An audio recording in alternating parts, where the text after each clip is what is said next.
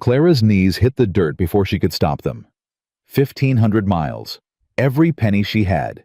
Every scrap of hope left in her chest. And now the man she'd come to marry stood over her, his face cold as stone, saying words that shattered everything. "I never sent for a bride." The crowd laughed. Someone spat tobacco juice near her feet. Then a small voice cut through the cruelty, a boy barely 5 years old, pushing past grown men to reach her. "I wrote that letter, Papa. Please, I prayed for her to come." Subscribe now and follow Clara's journey to the end. Comment below, tell me which city you're watching from. I want to see how far this story travels. Silver Creek, Arizona Territory, summer of 1887. The train screeched to a stop, metal on metal, a sound like screaming. Clara Josephine Mercer pressed her hand against her chest, feeling the letter beneath her dress. The paper had gone soft from weeks of touching. The words were burned into her memory. "Come west. I need a wife. My son needs a mother. I ain't much for pretty words, but I'm honest and I work hard. If that's enough, write back." It had been enough. She had sold her mother's ring to buy the ticket. She had left Philadelphia in the dark before anyone could stop her, before Theodore could find her again. Now she was here. Clara stood. Her legs trembled, but she forced them steady. The conductor gave her a pitying look as she passed. "Good luck, miss. You're gonna need it." She didn't answer. She stepped off the train and into hell. The sun hit her like a fist. The air tasted like dust and horse sweat. Men lined the platform, dirty, loud, already staring. "Well, I'll be damned!" A thick voice cut through the noise. "Another mail-order bride." Clara turned. The man was big, red-faced. A gold tooth caught the light when he grinned. "What's the matter, sweetheart? Your husband ain't here to fetch you." He elbowed the man beside him. Maybe he took one look at her picture and changed his mind. Laughter erupted, crude, sharp. Clara's stomach twisted, but her face stayed still. She had learned long ago how to hide what she felt. "I'm looking for Elijah Callahan." The laughter stopped. The red-faced man's grin faded. He exchanged a look with his companion. "Callahan. You came all the way out here for Callahan." "That's right." "Lady Eli Callahan ain't talked to a woman since his wife died. You sure you got the right name?" Before Clara could answer, the crowd shifted. Men stepped aside, making a path. He came through slow, tall, shoulders broad enough to block the sun. His face was hard, not cruel, but closed, like a door that had been locked for years. His eyes found hers, dark brown, deep-set, empty of everything except exhaustion. "I'm Elijah Callahan." Clara's heart slammed against her ribs. "Mr. Callahan, I'm Clara Mercer. I received your letter. I'm here to—" "I didn't send any letter." The words hit her like a slap. "I don't know what you're holding," he said, "but I didn't write it. I didn't send for you, and I don't want a wife." Clara felt the ground tilt. The faces around her blurred. 1,500 miles. Her mother's ring. Everything she had left. "You're lying." The words came out before she could stop them. "This is your name. Your address. Your— Lady, I don't know you." His voice was flat, final. "Go back where you came from." The red-faced man let out a whoop. "There it is. Told you, sweetheart. Wrong man, wrong town, wrong—" "Papa." Every head turned. A boy emerged from behind a water barrel. Small, dark curly hair, eyes too big for his face. He walked straight past the laughing men, past his father's outstretched hand, past everyone, until he stood directly in front of Clara. Then he reached up and took her hand. "You came," he whispered. "You really came." Eli's face went white. "Sammy, what did you do?" The boy didn't flinch. He turned to face his father, his small body, squared chin lifted. "I wrote the letter, Papa. I found the paper in your desk. The one with all the ladies' pictures and letters. I picked Miss Clara because she said she likes to read stories out loud, and she ain't scared of hard work." His voice cracked. "You've been so sad, Papa. I thought maybe she could help. Silence.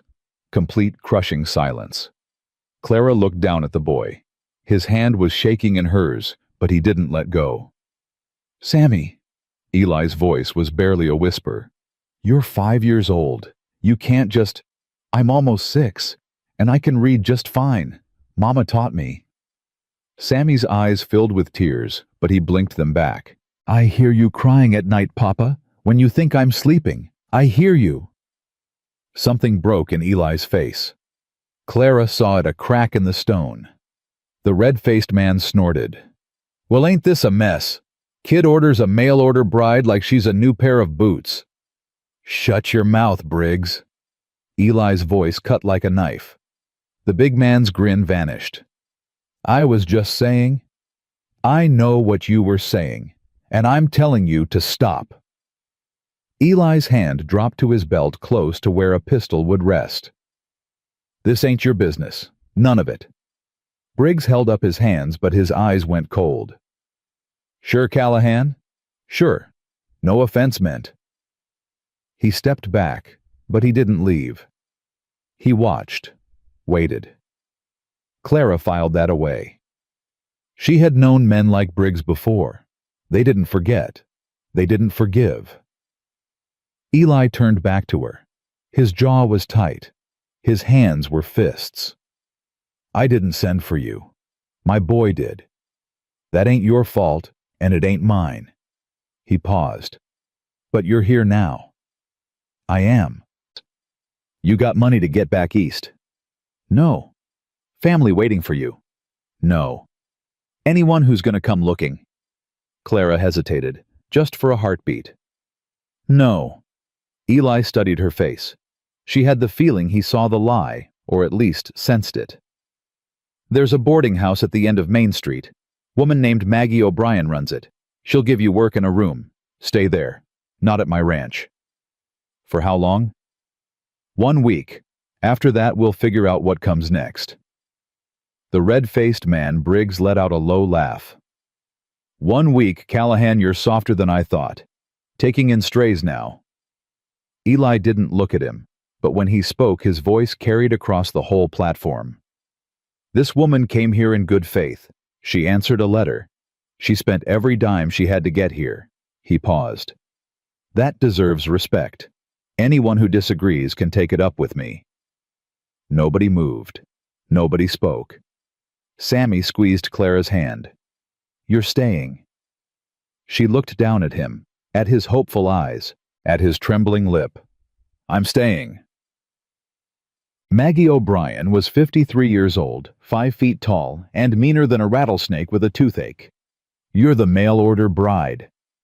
Clara stood on the boarding house porch, her carpet bag heavy in her hand. Word travels fast.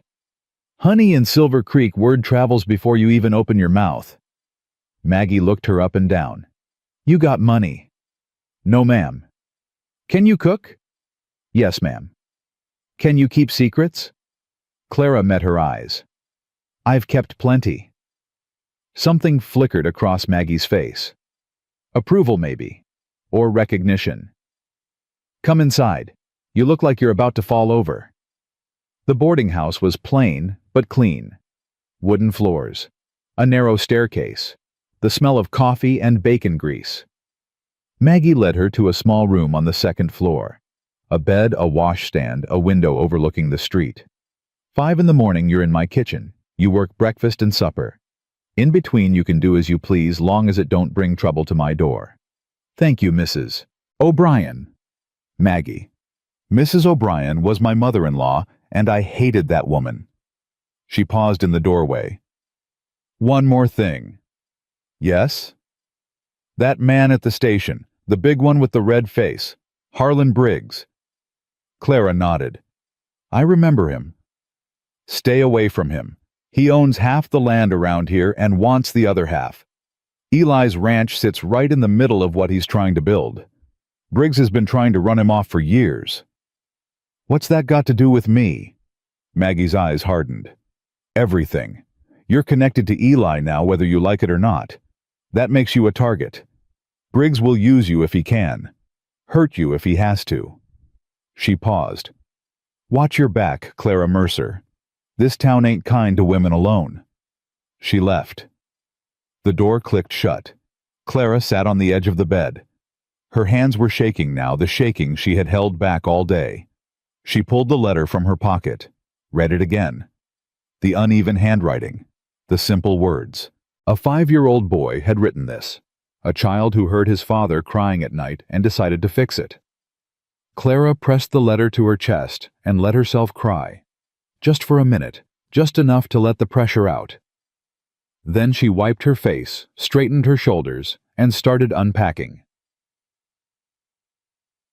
3 days passed. Clara worked. Kitchen at 5, scrubbing pots by 6, serving breakfast to miners and ranch hands who stared at her like she was something strange. She kept her head down. She spoke only when spoken to. She learned the rhythms of the town. On the second night, a woman approached her in the kitchen. "You're the mail-order bride." Clara looked up from the dishes. The woman was young, maybe 25, pretty in a hard way. Her dress was too tight. Her eyes were too tired. "That's what they call me. I'm Ruby. I work at the saloon." She leaned against the counter. "The other girls are taking bets on how long you last." "What's the over-under?" Ruby laughed a short, surprised sound. 2 weeks. I got you at 3. Put your money on longer." Ruby studied her. "You got some steel in you. That's good. You're gonna need it." She paused. "Briggs has been asking about you." Clara's hands stilled. "What kind of questions?" "Where you came from. Why you're really here. Whether you got family back east who might come looking." Ruby's voice dropped. "He's planning something. I don't know what.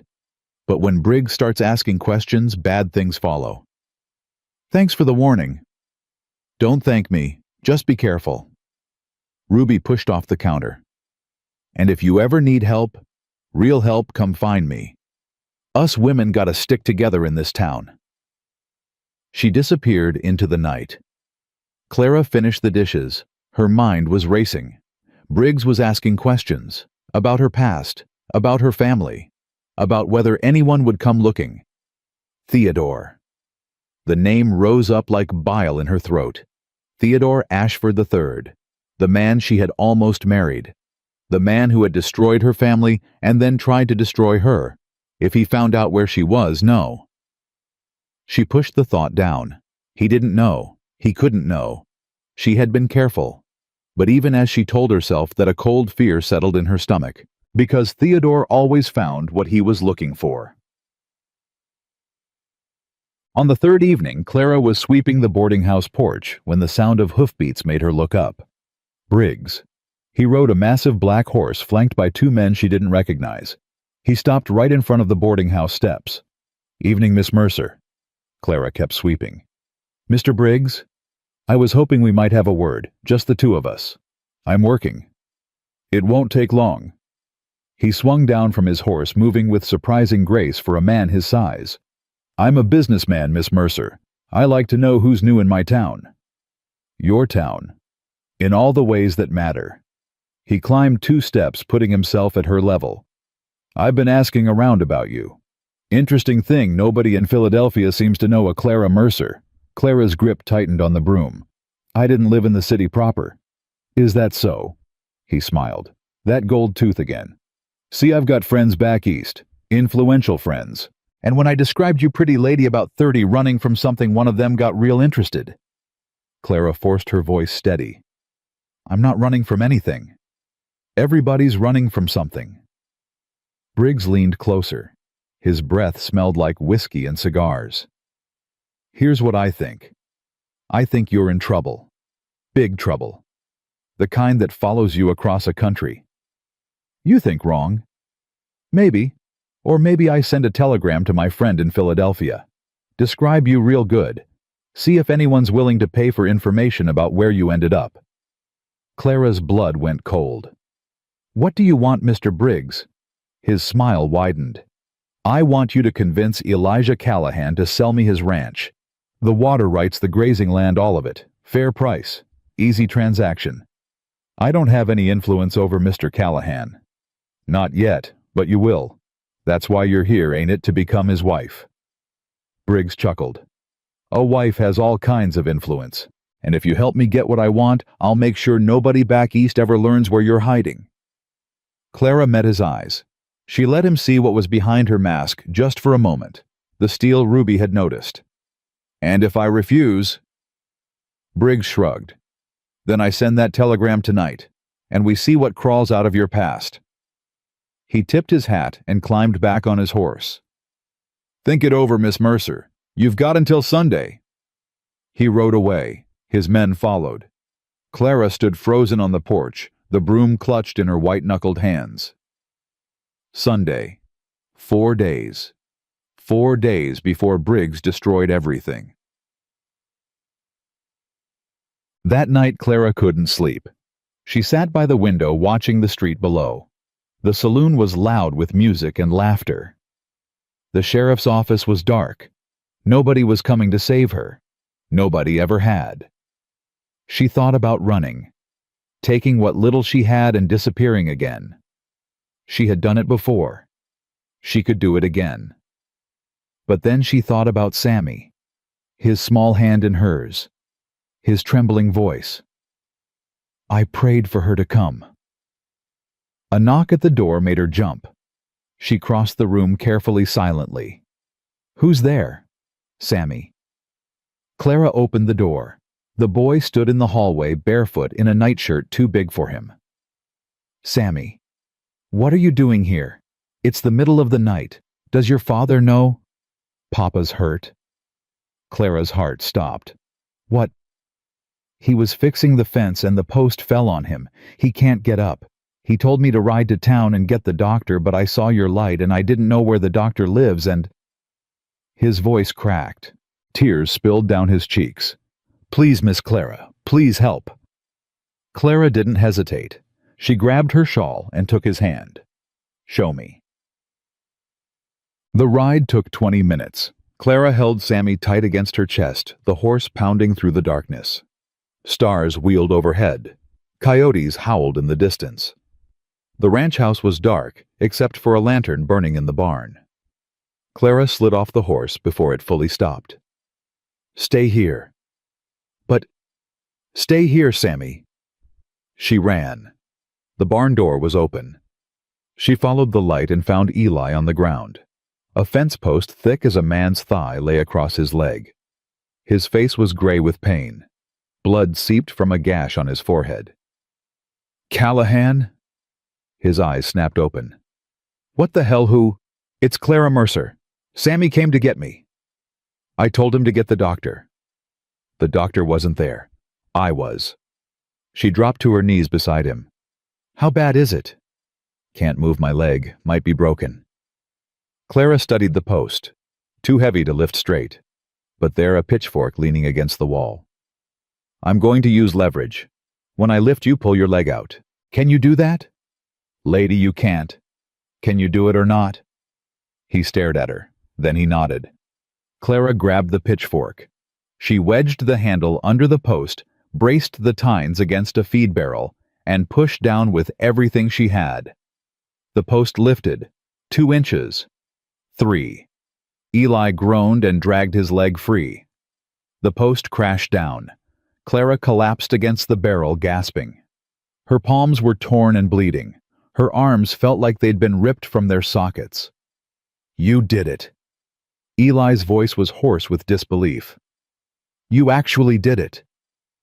Your leg. Can you move it? He tried, winced. It ain't broken. Bruised to hell, but not broken. Thank God. Sammy appeared in the doorway. His face crumpled with relief when he saw his father sitting up. Papa! He ran and threw himself into Eli's arms. Eli held him tight, his eyes squeezed shut. When he opened them again, they were wet. You did good, son. You found help. You did real good. Sammy looked up at Clara. She came, Papa, just like I knew she would. Eli's gaze found Clara. She sat against the barrel, blood dripping from her palm's hair, falling from its pins. You should have gone for the doctor, he said. Your son needed help now, not in an hour. You're hurt. I'll live. He stared at her for a long moment. Something shifted in his expression. Not warmth, not yet. But the coldness cracked, just a little. Sammy, get the bandages from the house, and the whiskey. The boy ran off. Eli pushed himself up, leaning heavily against a hay bale. He didn't try to stand. Why? He asked. Why what? Why'd you come all this way? The truth. Clara looked at her bleeding hands, at the barn around her, at the stars visible through the open door. Because I had nothing left, she said quietly. My father's dead. My mother's dead. The man I was supposed to marry. She stopped. What about him?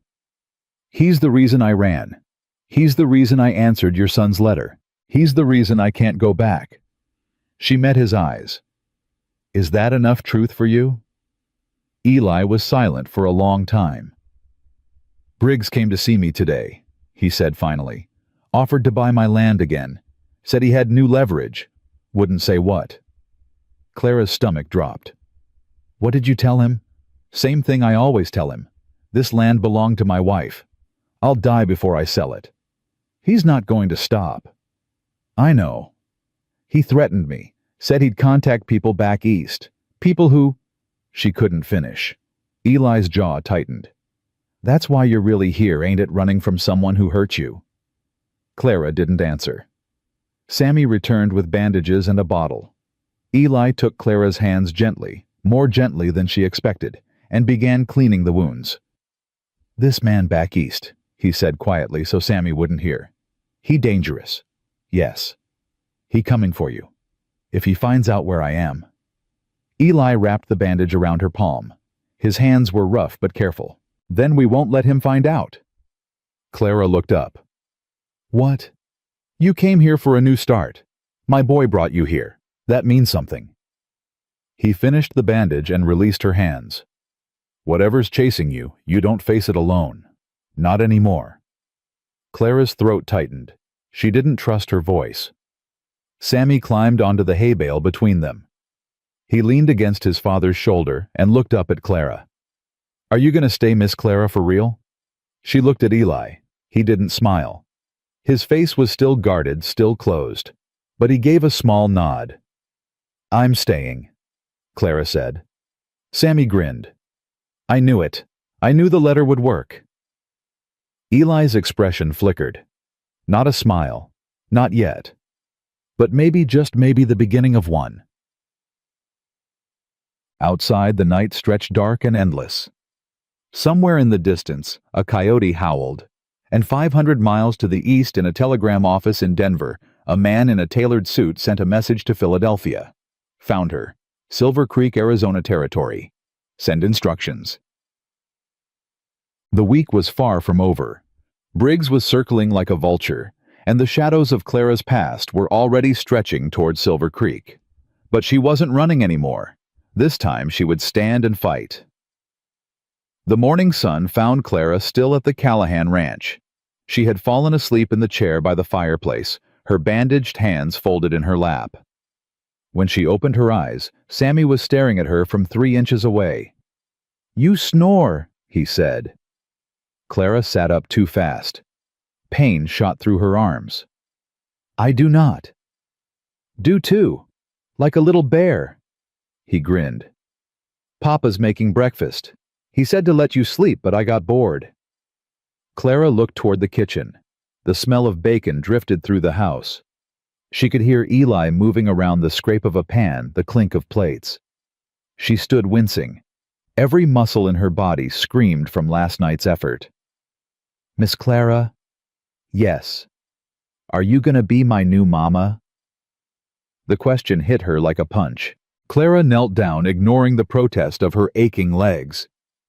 Sammy, I don't know what's going to happen. Your papa and I barely know each other. But you stayed. You helped him. That's what mamas do. That's what anyone decent would do. Sammy shook his head. No. Lots of people ain't decent. I seen it. But you are. He reached out and touched her bandaged hand, gentle as a whisper. "Your hands got hurt saving Papa. That means something." Clara didn't know what to say. She was saved from answering by Eli's voice from the doorway. "Sammy, leave Miss Mercer alone and wash up for breakfast." The boy scampered off. Eli stood there leaning on a makeshift crutch, his injured leg wrapped tight. He looked like hell, pale, unshaven dark circles under his eyes. But he was standing. That was something. "You should be in bed," Clara said. "I've worked through worse." "That's not something to brag about." Something flickered across his face. Almost a smile. "Almost. Breakfast is ready. You should eat before you head back to town." Clara followed him to the kitchen. The table was set with 3 plates, bacon, eggs, biscuits. Simple fare, but more than she had expected. They ate in silence for a few minutes. Sammy attacked his food like he hadn't eaten in days. Eli ate slowly, watching Clara when he thought she wasn't looking. "Thank you," he said finally, "for last night. I don't say that easy, but I mean it. You already thanked me. Once ain't enough for what you did." Clara set down her fork. "Then repay me by telling me about Briggs, the real story, not the version everyone whispers about." Eli's jaw tightened. He glanced at Sammy, then back at Clara. "Sammy, go check on the horses." "But I ain't finished." "Now." The boy grabbed a biscuit and ran out. The door banged behind him. Eli pushed his plate aside. Harlan Briggs came to Silver Creek 8 years ago. Had money, had connections. Started buying up land piece by piece. Most folks sold willingly, he paid fair at first. What changed? He got greedy, started wanting land people didn't want to sell. The water rights especially. Whoever controls the water out here controls everything. And your ranch has water. Best creek in the territory runs right through my property. Mary Beth's father homesteaded this land 30 years ago. He knew what he was doing. Eli's voice softened when he said his wife's name. When he died, she inherited. When she died, it passed to me, to Sammy. Briggs wants it. Briggs needs it. He's building an empire, and my land is the missing piece. Without my water, half his cattle die in summer. Eli met her eyes. He's offered to buy 3 times, threatened twice. I ain't selling. He threatened you. Burned my hay barn 2 years ago. Couldn't prove it was him, but everyone knew. Poisoned my well last spring. I had to dig a new one. His hands curled into fists. He wants me gone. Broke. Desperate. He figured if he waited long enough, I'd give up. But you didn't. I can't. This land is all I have left of her. All Sammy has of his mother. He paused. I'd rather die than sell. Clara understood, more than he knew. He's using me, she said quietly. Whatever he's planning, I'm part of it now. I know. That doesn't bother you. Eli looked at her, really looked for the first time since she'd arrived. You didn't ask for this. You came here looking for a new start. My boy dragged you into our mess. He paused. The least I can do is stand between you and whatever's coming. Clara shook her head. I don't need you to protect me. Maybe not, but I'm going to anyway. Before she could respond, Sammy burst through the door. Papa, there's riders coming. 3 of them. Eli grabbed his rifle from above the fireplace. His injured leg nearly buckled, but he caught himself on the table. Stay inside, both of you. Eli, stay inside. He limped out the door. Clara moved to the window, pulling Sammy behind her. 3 men on horseback approached the ranch. Briggs wasn't among them, but she recognized the 2 who had flanked him yesterday. The 3rd was a stranger, thin, rat-faced, wearing a deputy's badge. Eli stood on the porch, rifle in hand. His voice carried across the yard. That's close enough. The deputy held up his hands. Easy, Callahan. This is official business. What kind of business? Got a complaint filed against you. Harlan Briggs says you threatened him yesterday. Says you drew a weapon. That's a damn lie. Maybe so, but I got to investigate. You want to do this civil, or you want to make it difficult? Clara's blood ran cold. This was Briggs's play. Use the law to pressure Eli. Get him arrested, locked up. Leave the ranch unprotected. Leave her unprotected. She moved before she could think, pushed through the door, and stepped onto the porch beside Eli. I was there, she said loudly. At the train station. Mr. Callahan never drew a weapon. He never threatened anyone. The deputy squinted at her. And who might you be? Clara Mercer. I witnessed the entire exchange. Mr. Briggs was the aggressor, not Mr. Callahan. Lady, I don't recall asking for your opinion. You're investigating a complaint. I'm providing testimony. That's how the law works, isn't it? The deputy's face reddened. The two men beside him exchanged glances. The complaint stands, the deputy said. Callahan, you're going to have to come into town and answer questions. On what authority? On the authority of Harlan Briggs, who pays my salary. The deputy caught himself too late. His face went slack. Eli's grip tightened on the rifle. Get off my land. Now listen here. I said, get off my land. You ain't a real lawman. You're Briggs's dog, and I don't answer to dogs. The tension stretched like a wire about to snap. Then one of Briggs's men spoke. Let it go, Earl. This ain't worth getting shot over. The deputy glared, but he turned his horse. This ain't over, Callahan. Briggs is going to hear about this. Tell him whatever you want. My door's always open. The three men rode off. Clara didn't breathe until they disappeared over the hill. Eli lowered the rifle. His hands were shaking. You shouldn't have done that, he said. Done what? Told the truth. Gotten involved. Now Briggs knows you'll stand with me. That puts a target on your back. There was already a target on my back. At least now I chose where to stand. Eli stared at her. The morning sun caught the lines on his face, the gray at his temples, the exhaustion in his eyes. You're either the bravest woman I ever met, he said slowly, or the craziest. Maybe both. He almost smiled again. Closer this time. I'll take you back to town. Maggie's probably wondering where you are. Clara nodded, but as they walked toward the wagon, she looked back at the ranch house, at the porch where Eli had stood his ground, at the window where Sammy watched with wide eyes. This wasn't just about survival anymore. This was about something worth fighting for. The ride back to town took half an hour. Eli drove the wagon with his injured leg stretched out jaw tight against the pain. Clara sat beside him, her bandaged hands folded in her lap. They didn't speak for the first 10 minutes. The silence wasn't uncomfortable, just heavy with unspoken things. Finally, Eli broke it. What he said, Briggs, about sending word back east. He kept his eyes on the road. Who's waiting for you, Clara? She had known this question was coming. She had dreaded it. His name is Theodore Ashford, the third. She let out a bitter laugh. He always made sure people knew the third, like it mattered. Who is he to you? He was my fiancé, 2 years ago. Eli's hands tightened on the reins. What happened? Clara watched the desert roll past. The scrub brush. The distant mountains. A landscape so different from Philadelphia, it might as well be another planet. He was charming, rich, came from one of the oldest families in the city. When he proposed, I thought my life was finally coming together. She paused. My father worked for his family's bank. A bookkeeper. Nothing important.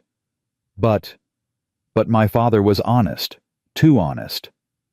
Her voice hardened. He found something in the accounts, money moving where it shouldn't, payments to people who didn't exist. He brought it to Theodore's father. Let me guess. They didn't thank him. They destroyed him, called him a thief, said he was the one stealing, had him arrested. Clara's throat tightened. The trial lasted 3 days.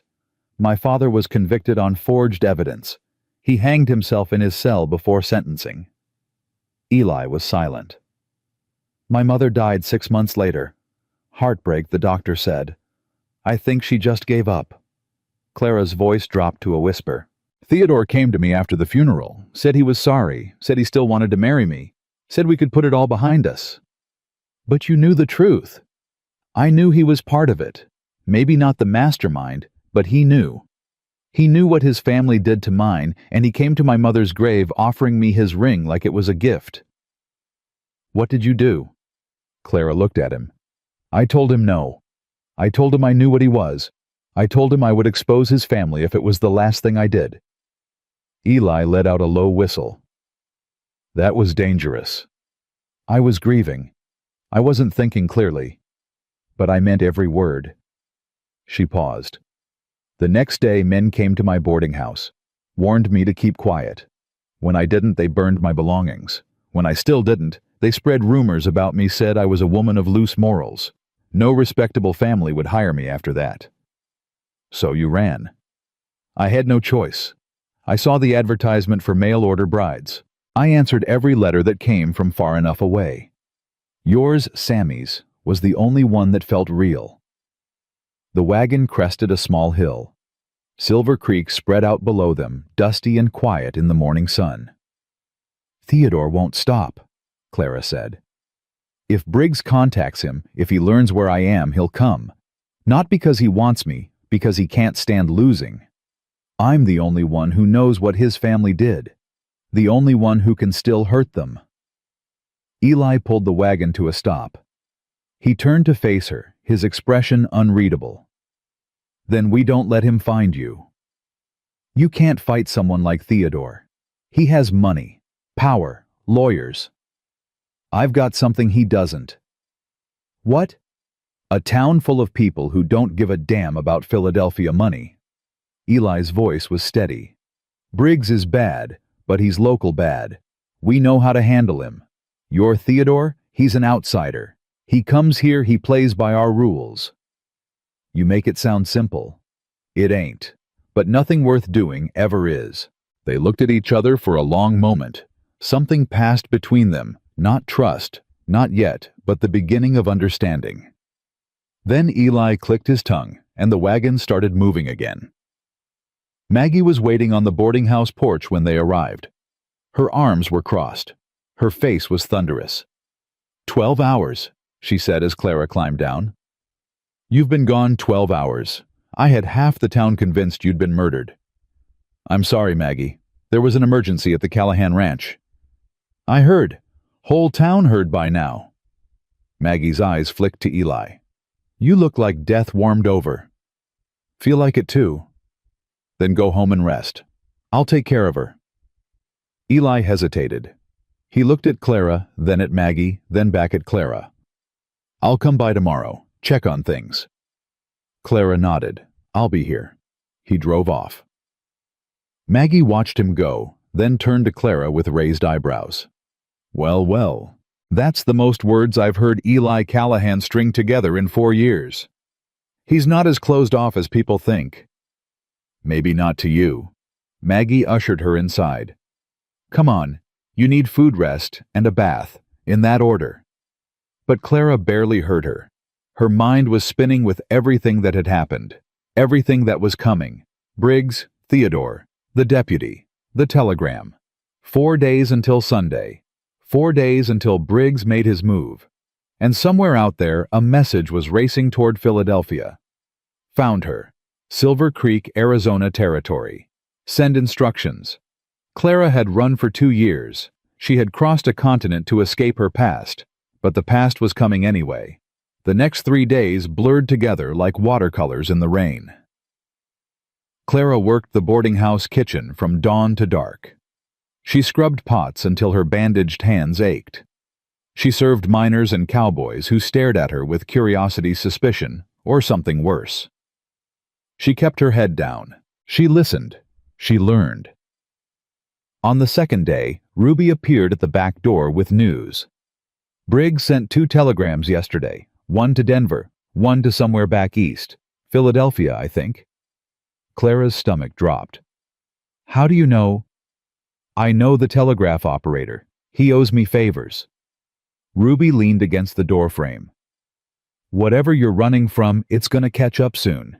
You got a plan. I'm working on it. Work faster.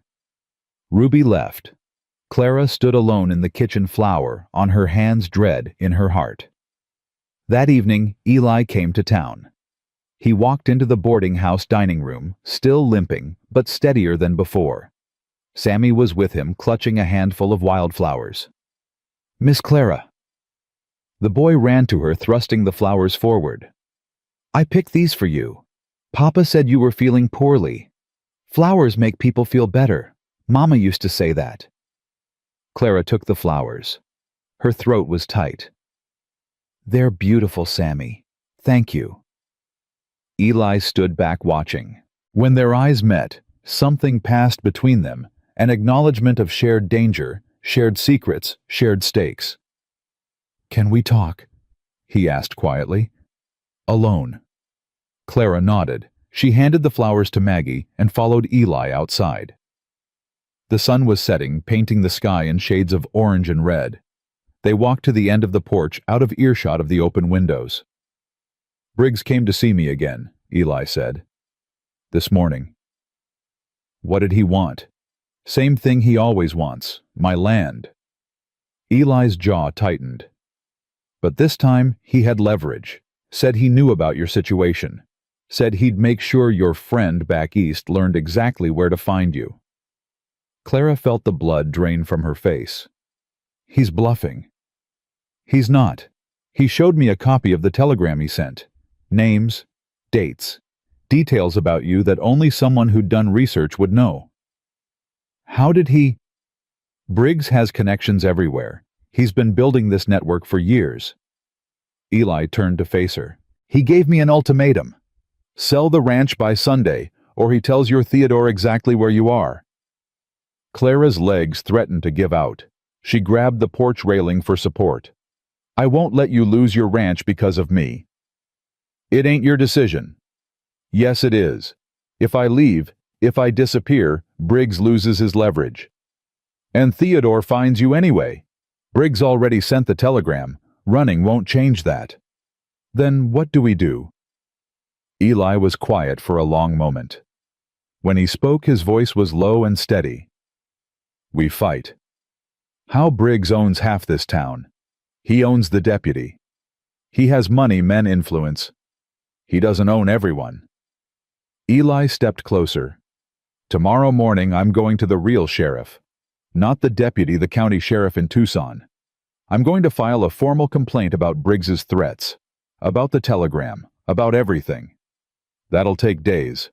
We don't have days. Then we buy time." He paused. "There's something else. Something I should have told you before." Clara waited. "Briggs's empire isn't as solid as he pretends. He's leveraged. Owes money to banks in Denver. If he doesn't expand his cattle operation this year, he goes under." Eli's eyes met hers. "He needs my land because he's desperate. And desperate men make mistakes." "What kind of mistakes?" "The kind that get them arrested or shot." Clara shivered despite the warm evening air. "You're talking about provoking him." "I'm talking about giving him rope to hang himself." Eli's voice hardened. "Briggs has been untouchable because nobody stood up to him. Because everyone was too scared. But if we fight back, if we show this town that he can be beaten, we become targets. We're already targets. Might as well be targets who punch back." Clara looked out at the darkening street. A few lanterns were coming on in windows. The saloon piano started up tinny and distant. "You barely know me," she said quietly. "You're risking everything. Your ranch, your son's future, for a woman you met 4 days ago." "My son chose you." Eli's voice softened. "He saw something in your letter. Something real. And after watching you these past few days, seeing how you carry yourself, how you fight, I'm starting to think he was right." Clara turned to face him. "Right about what?" "About you being exactly what this family needs." The words hung between them. Heavy. Charged. Then Sammy's voice broke the moment. "Papa." Miss Clara Maggie made pie. Eli stepped back. the intensity fading from his expression. "We should go in." Clara nodded, but as she followed him inside, her heart was beating faster than it should. He had called her what this family needs. Not what he needed, what the family needed. It wasn't a declaration, it wasn't a promise, but it was something. And in a world where she had nothing, something felt like everything. Sunday came faster than Clara expected. She woke before dawn, a cold knot of dread in her stomach. Today was the day, Briggs's deadline. She dressed quickly and went downstairs. Maggie was already in the kitchen, her face grim. "There's trouble coming," the older woman said without preamble. "I can feel it in my bones." "What kind of trouble?" "The kind that rides into town with guns." Maggie handed her a cup of coffee. "Briggs's men were gathering at his ranch last night. I heard it from Ruby. Something's happening today." Clara's hands trembled around the cup. "Where's Eli?" "He rode out to Tucson yesterday. Won't be back until tomorrow at the earliest." "He left now." "He went to see the sheriff, file the complaint. It was the plan." Maggie's voice softened. "He didn't know Briggs would move this fast." Clara set down the coffee. Her mind raced. Eli was gone. The real sheriff was miles away. The deputy was in Briggs's pocket. And somewhere a telegram was speeding toward Philadelphia with her location. "I need to get to the ranch," she said. "Are you out of your mind? Briggs's men are probably already there." "Sammy's there. Alone except for the ranch hand. If Briggs makes a move." "Clara, you can't." But Clara was already moving. She grabbed her shawl and ran for the door. The ride to Callahan Ranch took longer on foot. Clara half ran, half walked, her lungs burning, her bandaged hands throbbing. The sun climbed higher. The heat pressed down. She smelled the smoke before she saw it. Black clouds rose from behind the hill. Clara's heart seized. She pushed herself faster, cresting the rise at a dead run. The hay barn was on fire. Flames leaped from the roof, sending sparks into the morning sky. 3 men on horseback circled the blaze, watching it burn. And on the porch of the main house, Sammy stood alone. Clara didn't think. She ran toward the house, screaming the boy's name. The horsemen turned. One of them, she recognized him as Briggs's man from the train station, spurred toward her. "Well, look who came to visit." He grinned down at her. "Boss will be happy to see you." "Get away from that boy." "Can't do that, ma'am. We got orders." "Orders to terrorize a child. Orders to deliver a message." He leaned down from his horse. "Callahan has until sundown to agree to sell. If he doesn't, the main house goes next, with everything in it." Clara's blood ran cold. "You can't." "We can, and we will." He tipped his hat. "Enjoy the show." He rode back to join his companions. They formed a loose circle around the property, watching, waiting. Clara ran to the porch. Sammy threw himself into her arms. "Miss Clara, they came and started the fire, and I didn't know what to do, and Papa's not here, and—" "Shh, it's okay. I'm here." She held him tight, her eyes scanning the property. "Where's Pete?" "The ranch hand." "They hit him. He's in the barn." "The other barn." Sammy's voice cracked. "Is he dead?" "No, baby, he's not dead." Clara prayed she wasn't lying. "Listen to me. I need you to go inside. Lock the doors. Don't come out until I tell you. Can you do that?" "But what about you?" "I'm going to fix this." "How?" Clara looked at the burning barn, at the men circling like vultures, at the smoke blackening the sky. "I don't know yet, but I will." She pushed Sammy inside and heard the bolt slide home. Then she turned to face the horsemen. 3 against 1. No weapons. No backup. Just her. Clara walked toward them, her chin high, her stride steady. The men watched her approach with amusement. "Going somewhere, ma'am?" "I want to see Briggs." "He's busy." Then make him unbusy. Tell him Clara Mercer wants to talk. She paused. Tell him I'm ready to make a deal. The men exchanged glances. One of them shrugged and rode off toward town. 20 minutes later, Harlan Briggs arrived. He dismounted slowly, savoring the moment. His gold tooth caught the light as he smiled. Miss Mercer, I'm pleased you've come to your senses. I haven't come to anything. I'm here to negotiate. Negotiate? Briggs laughed. You have nothing to negotiate with. I have information about Theodore Ashford, about what his family did, about the evidence I'm carrying. Clara held his gaze. Evidence that could destroy them if it reached the right people. Briggs's smile faltered. What kind of evidence? The kind that's worth more than a cattle ranch in Arizona. Clara took a step closer. Here's my offer. You leave Eli Callahan alone. You stop the threats, the fires, all of it. And in exchange, I'll give you everything I have on the Ashford family. Why would I want? Because Theodore Ashford is richer than you'll ever be. And he'd pay anything to keep his family's secrets buried. You want money? There's more money in blackmailing a Philadelphia dynasty than in stealing land from a widowed rancher. Briggs was silent. She could see him calculating, weighing the options. You're bluffing, he said finally. Am I? Clara reached into her pocket and pulled out a folded paper. She didn't hand it to him, just let him see it. This is a list of every payment the Ashfords made to cover up their crimes. Names, amounts, dates. There's more where this came from. Briggs stared at the paper. His tongue darted across his lips. If this is real, it's real, and it's yours if you agree to my terms. A long moment passed. The burning barn crackled and roared behind them. Then Briggs smiled a cold, calculating smile that made Clara's skin crawl. I think we can do business, Miss Mercer, but not here. He gestured to his men. Put out that fire and bring her to my office. We have a lot to discuss. Clara stood still as Briggs's men dismounted and began fighting the flames. She had bought time. Maybe. But as she climbed into Briggs's carriage, she knew the truth.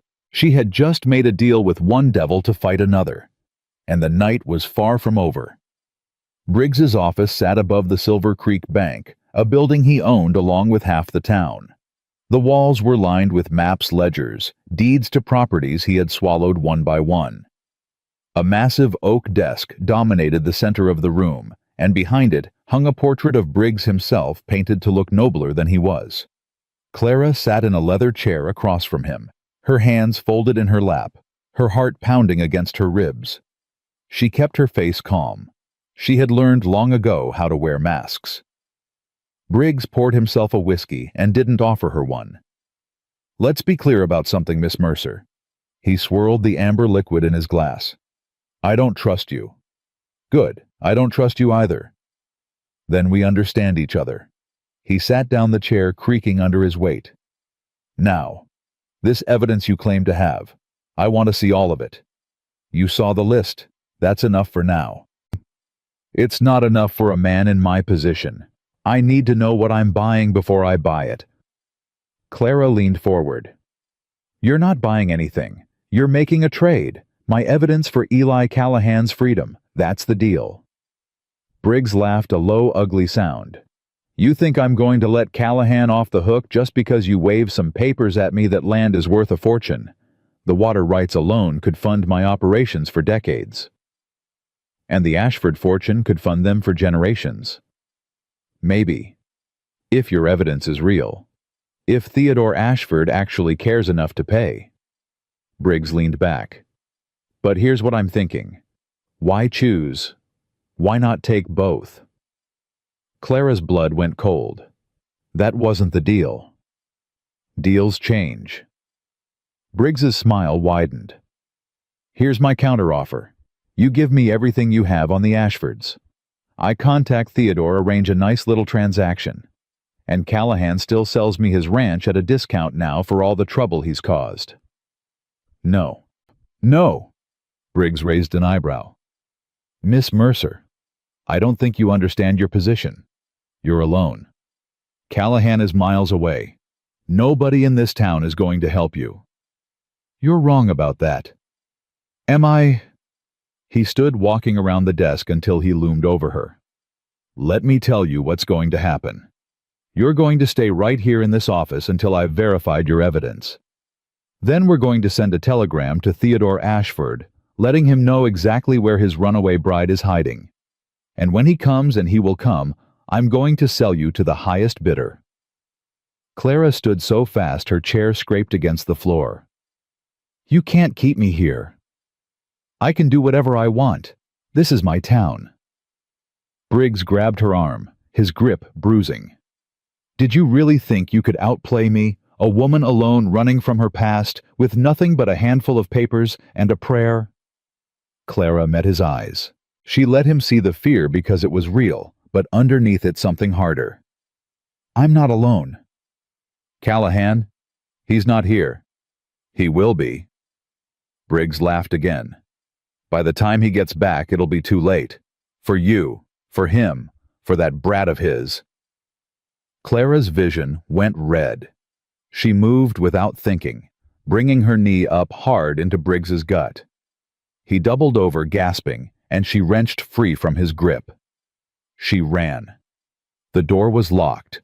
She spun, looking for another way out, but Briggs was already straightening up, his face twisted with rage. You're going to regret that. He lunged at her. Clara grabbed the first thing she could reach, a heavy brass paperweight, and swung it at his head. It connected with a sickening crack. Briggs staggered, blood streaming from his temple. Help! Clara screamed, pounding on the door. Someone help! Footsteps thundered on the stairs. The door burst open. But it wasn't Briggs's men. It was Maggie O'Brien, Ruby behind her, and behind them, a crowd of women from the boarding house and the saloon. Step away from her, Briggs. Maggie's voice was ice. She held a shotgun leveled at his chest. Briggs stared at the women filling his doorway. Blood dripped down his face. You can't, this is your town. Maggie cocked the shotgun. Not anymore. We've been putting up with your bullying for years. Watching you squeeze honest folks out of their homes. Watching you threaten and burn and steal. She stepped closer. It ends tonight. You're making a mistake. The only mistake I made was waiting this long. Ruby pushed past Maggie and took Clara's arm. Are you hurt? No, I'm okay. Clara's hands were shaking, but her voice was steady. How did you know?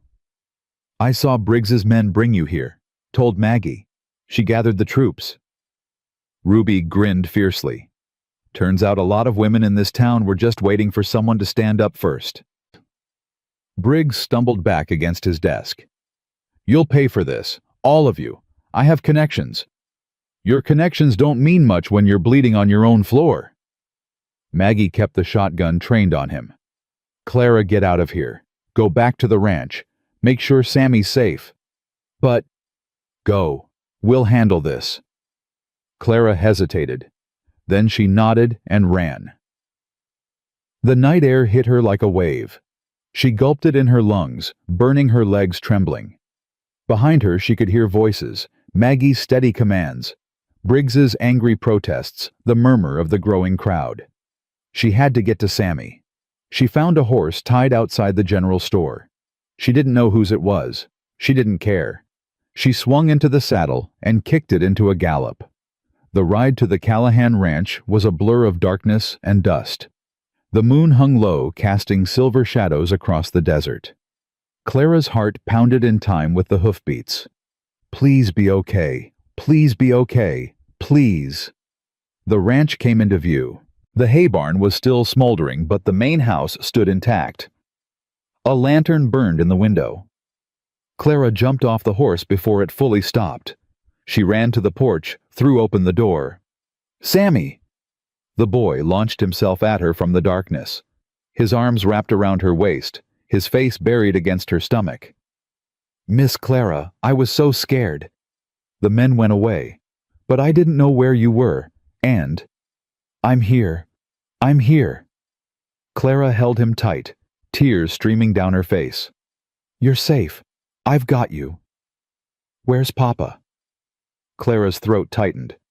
"He'll be back soon. I promise." She carried Sammy to the settee and sat with him in her lap. His small body shook with sobs. She stroked his hair, murmuring soothing words, trying to calm her own racing heart. They sat like that for a long time. The lantern flickered. The night grew quiet. Then she heard hoofbeats. Clara's body tensed. She moved Sammy aside and stood grabbing the rifle from above the fireplace. The door opened. Eli stood in the doorway, dusty and exhausted, his face white with fear. "Clara? Sammy?" His voice cracked. "I saw the smoke. I thought—" Clara set down the rifle. "We're okay. We're all okay." Eli crossed the room in 3 strides and pulled Sammy into his arms. The boy clung to him, crying again, saying "Papa," over and over. Then Eli looked up at Clara over his son's head. His eyes were wet. "What happened?" Clara told him. Everything. Briggs's threats, the fire, the confrontation in his office, Maggie and the women, her escape. Eli listened in silence, his jaw tightening with every word. When she finished, he set Sammy down gently. "Go to your room, son. I need to talk to Miss Clara." "But, please." Sammy looked between them, then nodded and trudged upstairs. Eli waited until the door closed. Then he turned to Clara. "You almost got yourself killed." "I was trying to protect your son." "By making a deal with Briggs, by going to his office alone." His voice rose. "Do you have any idea what he could have done to you?" "I know exactly what he could have done. That's why I did it." Clara's chin lifted. "If I hadn't, he would have burned your house down with Sammy inside. I bought time. I found leverage. I fought back." "You should have waited for me." "You weren't here." The words echoed in the silence. Clara's eyes filled with tears she refused to let fall. "You weren't here, Eli. You rode off to Tucson while Briggs was gathering his men. I had to do something. I couldn't just—" "I know." His voice softened. "I know, and I'm grateful. More than I can say." He stepped closer. "But when I saw that smoke, Clara, when I thought something had happened to you and Sammy—" He couldn't finish. Clara looked up at him. His face was raw with emotion, fear, relief, something deeper. "I'm not going anywhere," she said quietly. "Promise me." "I already did. I promised Sammy." "I'm not asking for Sammy. I'm asking for me." Clara's breath caught. They were close now, close enough that she could see the lines around his eyes, the gray in his stubble, the tremor in his hands. "Eli." "I spent 4 years telling myself I didn't need anyone, that Sammy and I could make it on our own, that letting someone in would just mean more pain when they left." He reached up his rough hand, cupping her face. "But you walked off that train, and my son took your hand, and everything I thought I knew just fell apart. We've known each other a week. Doesn't matter. Time doesn't mean anything out here. What matters is what you do when things get hard." His thumb traced her cheekbone. "You stood up for my son. You faced down Briggs. You nearly got killed trying to protect what's mine. That's worth more than years of courting ever could be." Clara leaned into his touch. "I don't know what's coming. Theodore Briggs, whatever happens next. We face it together. You don't know what Theodore is capable of. Don't care. He'll destroy you if he can.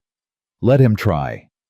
There was no hesitation in his voice, no doubt, just steady, immovable certainty. Clara closed her eyes.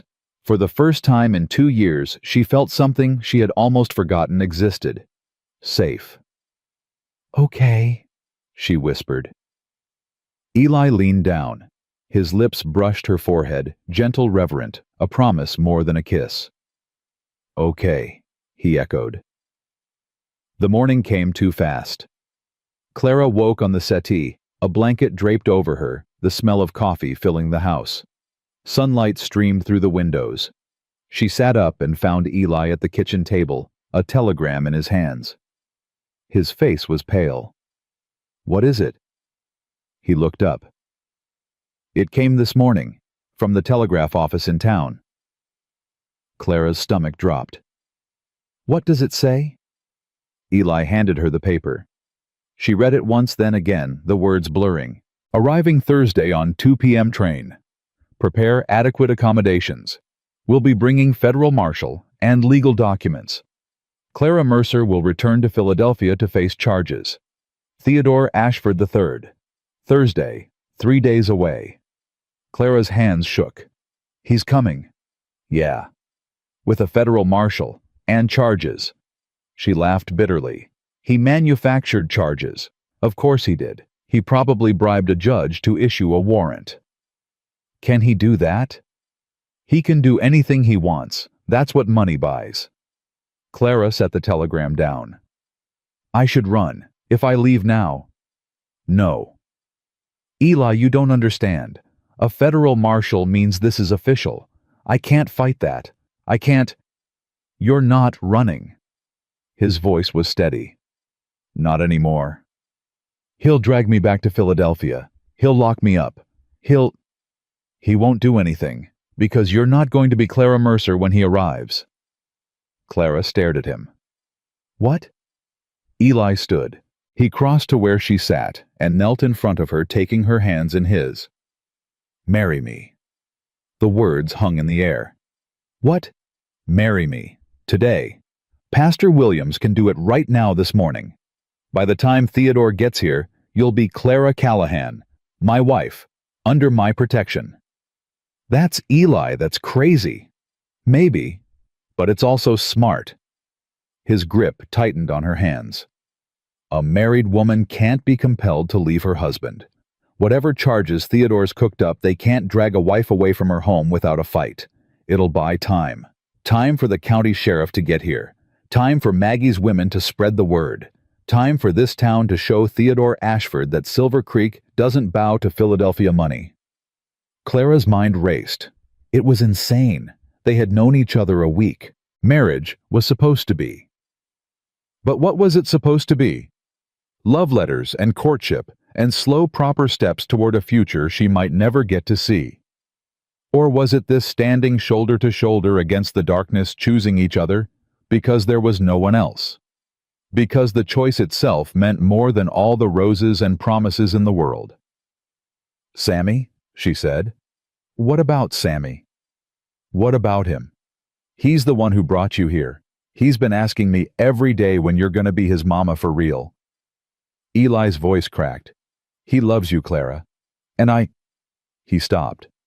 "You what?" "I'm not good with words. You know that." He looked down at their joined hands. "But I know what I feel. I know that when I'm with you, the darkness doesn't press so hard.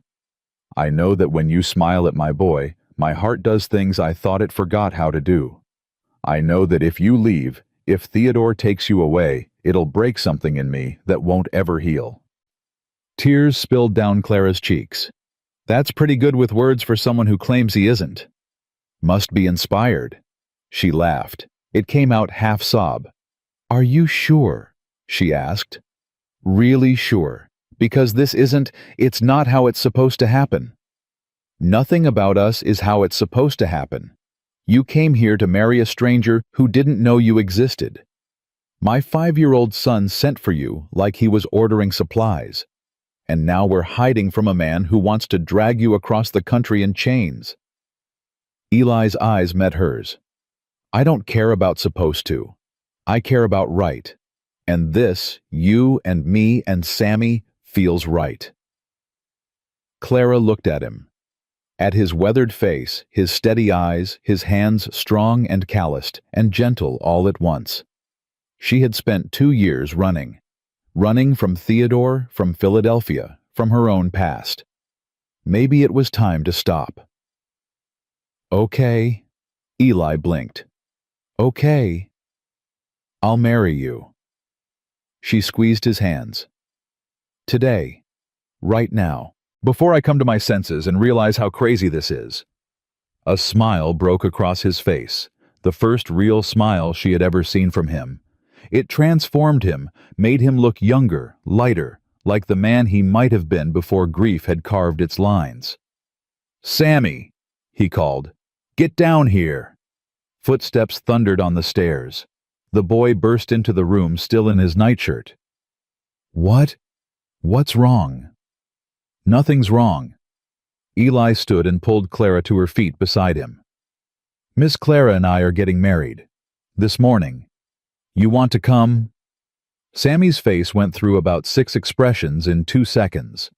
Then he let out a whoop and launched himself at both of them, his arms somehow wrapping around them both. "I knew it!" he shouted. "I knew the letter would work. I knew it!" Clara laughed, holding the boy close, feeling Eli's arm around her shoulders. For one perfect moment, everything was right. The wedding took place in Pastor Williams's small church, with Maggie as witness, and Ruby throwing wildflowers she'd gathered from behind the saloon. Sammy stood beside his father, holding the simple gold band that had belonged to Eli's mother. The ceremony was short. Simple words, said quietly, sealed with a kiss that felt like a promise. When they walked out into the sunlight, Clara was no longer Clara Mercer. She was Clara Callahan. The news spread through Silver Creek like wildfire. By noon, half the town knew. By evening, the other half was debating what it meant. Briggs heard too.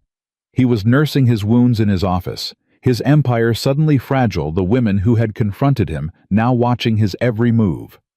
When one of his men brought word of the wedding, he threw a bottle against the wall. "Married. She married him. This morning, boss. Pastor Williams did it official." Briggs paced the room, glass crunching under his boots. "It doesn't matter. Theodore's still coming. He's got a federal marshal, a warrant." For Clara Mercer, not Clara Callahan. It's the same damn woman. Law might see it different. Briggs stopped pacing. His eyes narrowed. "Then we make sure the law sees it our way." He grabbed his coat. "Send a telegram to Ashford. Tell him about the wedding. Tell him—" He smiled, a cold and vicious thing. "Tell him his bride ran off to marry a cowboy. That ought to light a fire under him." The man nodded and left. Briggs stood alone in his ruined office, staring at the maps on his wall, at the creek that ran through Callahan land, at everything he had worked for. "You think a ring is going to save you, Clara?" he muttered. "Theodore Ashford doesn't take no for an answer, and neither do I." He reached for another bottle. The game wasn't over yet. At the Callahan ranch, the night fell soft and quiet. Sammy was asleep upstairs, worn out from the excitement of the day. The fire crackled in the hearth. Clara stood at the window, watching the stars appear one by one. Eli came up behind her, his hands settling on her shoulders. Having second thoughts. No. She leaned back against him. Just thinking about what comes next. Theodore. He's going to be furious. The wedding, it's not just a legal obstacle, it's an insult. He'll take it personally. Good. Men who take things personally make mistakes. Clara turned to face him. "You're not scared." "I'm terrified," Eli said honestly. "But not of Theodore. I'm scared of losing this. Losing you. Losing what we're building." He tucked a strand of hair behind her ear. "I spent 4 years being scared of loss. It's time I started being scared of something else." "What's that?" "Not living, not trying, letting fear make all my choices." His hand cupped her face. "You taught me that. In 1 week you taught me more than I learned in 4 years of grieving." Clara rose on her toes and kissed him. Soft, slow, a beginning rather than an end. When they parted, she smiled. "Whatever comes Thursday," she said, "we face it together." Together. Eli agreed. Outside, the coyotes sang to the moon. The desert wind whispered across the land. And somewhere far to the east, a train was already being prepared, carrying a man who had never been told no in his life. Theodore Ashford III was coming, and he was bringing hell with him. Thursday came wrapped in heat and silence, the kind of silence that settles before a storm, when even the wind holds its breath. Clara woke at dawn, but Eli was already gone from their bed. She found him on the porch, coffee in hand, staring at the road that led to town. "Couldn't sleep?" she asked. "Haven't slept right in 3 days." He didn't turn around. "Train gets in at 2. We should be there." "You want to meet him?" "I want him to see us together. Want him to know right from the start that you're not alone." Eli finally looked at her. "Unless you'd rather stay here." "No." Clara moved to stand beside him. "I'm done hiding. If Theodore wants me, he can say it to my face. In front of everyone." Eli nodded. Something like pride flickered in his eyes. "Sammy's still asleep," he said. "I asked Maggie to take him for the day. Didn't want him anywhere near this." "That's probably wise." "Probably." Eli set down his coffee. "Clara, whatever happens today, don't." She took his hand. "Don't say goodbye. Don't say anything that sounds like an ending. We're going to face this, and we're going to win, and then we're going to come home and have supper like a normal family." Eli's mouth twitched. "You really believe that?" "I have to." He squeezed her hand. "Then so do I." The ride into town felt longer than usual. Clara sat beside Eli in the wagon, her hands clasped in her lap, watching the desert roll past. Every mile brought her closer to the man she had spent 2 years running from. Theodore Ashford III. Even his name felt like a weight pressing down on her chest. She remembered the first time she had seen him at a Philadelphia charity ball in a tailored suit with a smile that could charm the stars from the sky. She remembered how he had made her feel special, chosen like she was the only woman in the room. She remembered the last time she had seen him at her mother's grave with that same smile, offering her a ring while the dirt was still fresh. And she remembered what she had seen in his eyes when she refused him. Not hurt. Not even anger. Possession. Pure and cold. Theodore didn't love her. He never had. She was a thing to him, a possession that had slipped through his fingers. And Theodore Ashford didn't lose his possessions. "You're shaking," Eli said quietly. Clara looked down. Her hands were trembling. "I'm scared," she admitted. "Good. Means you're paying attention." Eli's voice was steady. "But remember, he's the one who's out of place here. This is our territory. Our town. Our rules. He's got a federal marshal. And we've got something better." "What's that?"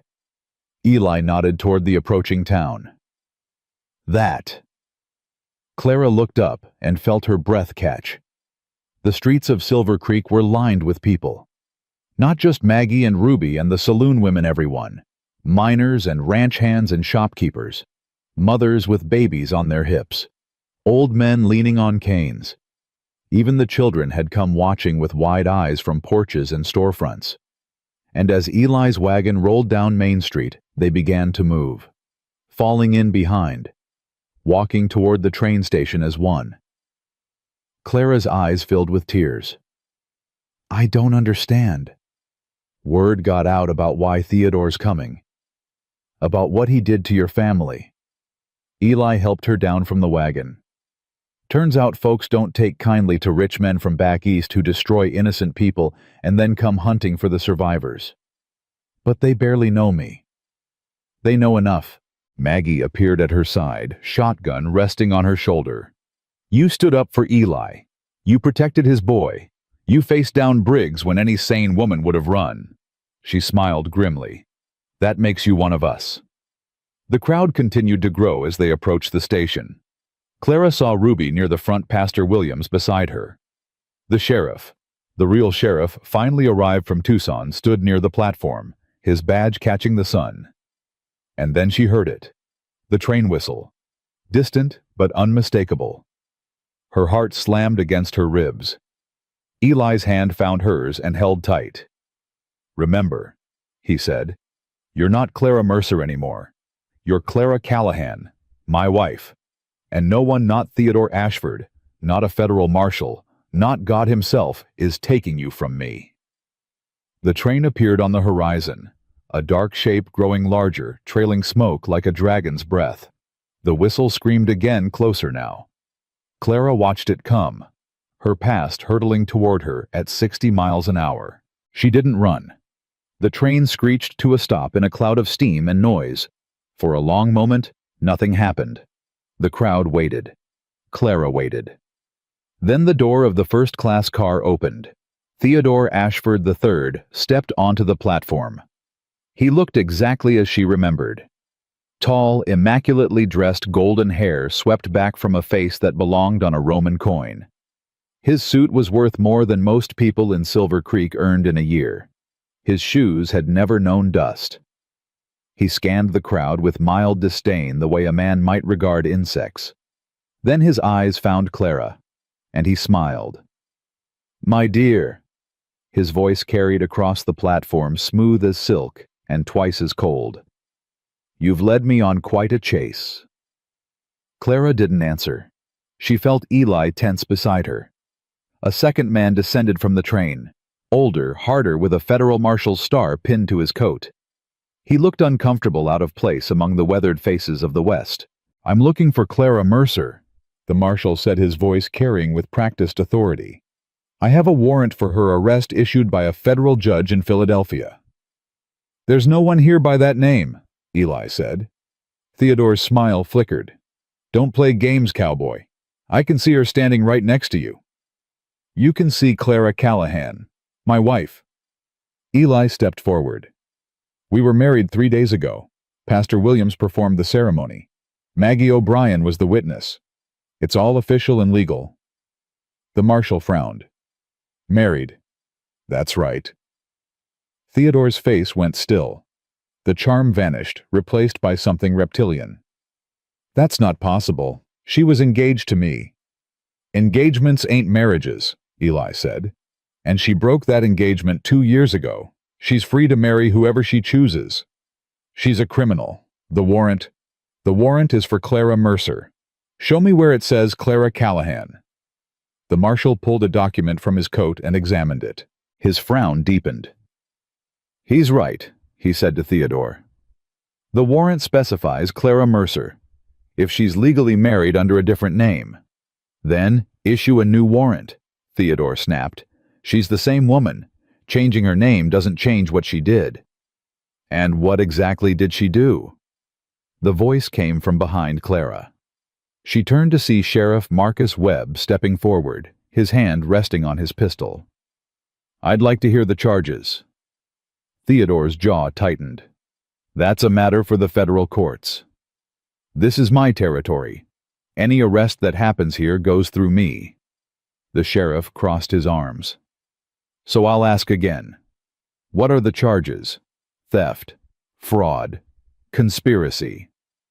Against who?"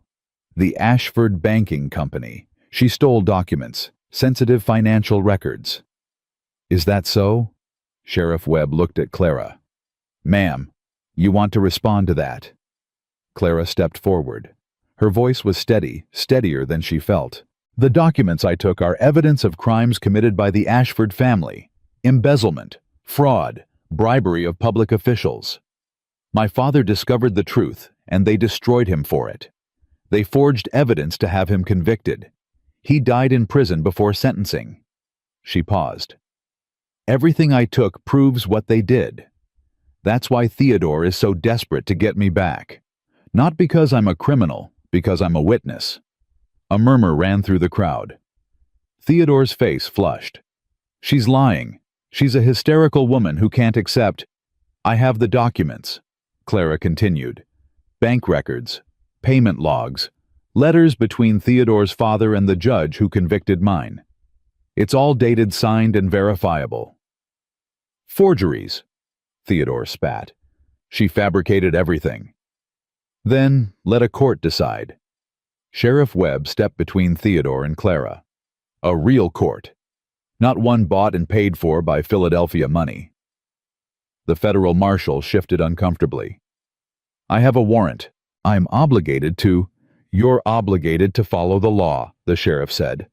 And the law says a married woman can't be compelled to leave her husband without due process.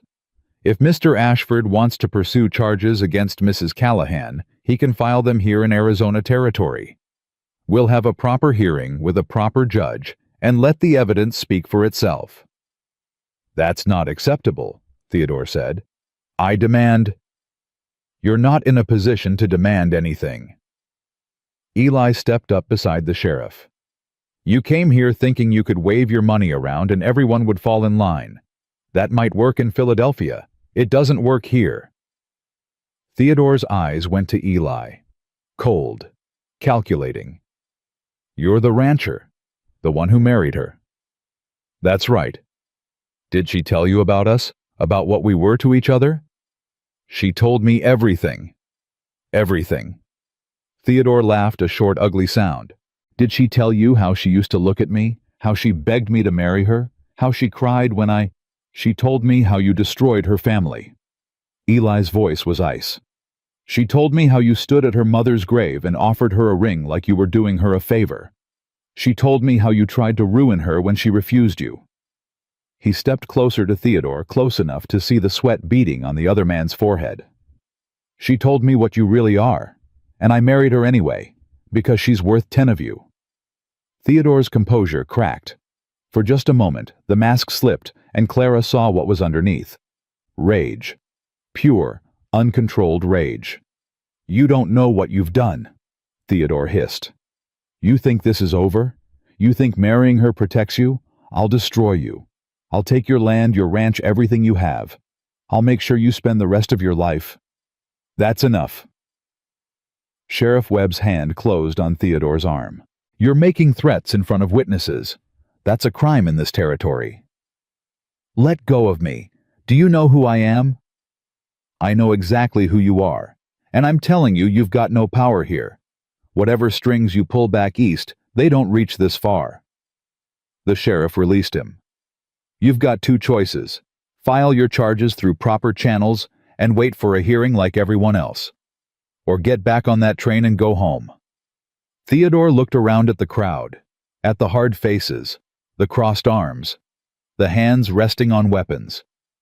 He was used to fear, used to people backing down. No one here was backing down.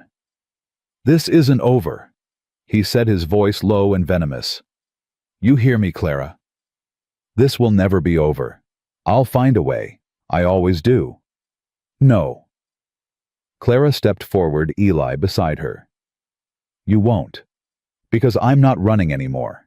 I'm not hiding. I have a home now, a family. People who will stand with me. She met his eyes. You can't touch me, Theodore. Not anymore. For a long moment, they stared at each other, past and present. Fear and freedom. Then Theodore turned on his heel and walked back to the train.